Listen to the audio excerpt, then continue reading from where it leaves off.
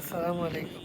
আফসোস হয় খুব বেশি আমার দেশ ও বিশ্ব বিভিন্ন দেশ যারা ব্যস্ত বিজি ঈদ আমেজ ইত্যাদি ইত্যাদি, কিন্তু আমরার মুসলিম ভাই বোন ফিলিস্তিনের তারা ফ্যামিলি হারাইরা, সন্তান ভাই বোন হারাইরা, তারা ফ্যামিলি খুঁজতে খুঁজতে তারা ক্লান্ত। হেউ সন্তান হারার, হেউ ভাই, হেউ বোন, হেউ মা, হেউ বাবা। আফসোস লাগে যে আমরা মুসলিম হইয়াও আমরা কিচ্ছু করতাম পারলাম না।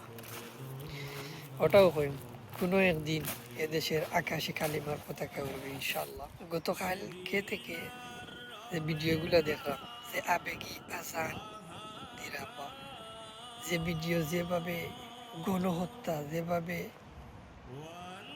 কিতা কইতাম খাওয়ার মতো বাসা নাই, যেগুলা দেখিয়া নিজে নিজরে এতটুকু ব্যতীত মনে হয়।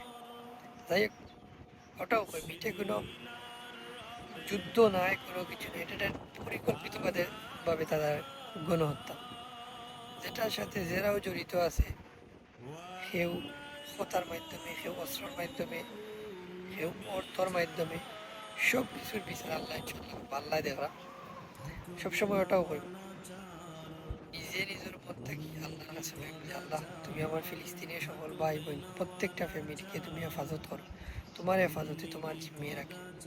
এবং ইসরায়েল ইহুদি যারা এটার সাথে জড়িত, যারা এটা নিয়ে খুশি আছে, তাদেরকে তুমি হেদায়ত এবং তাদেরকে ধ্বংস করো।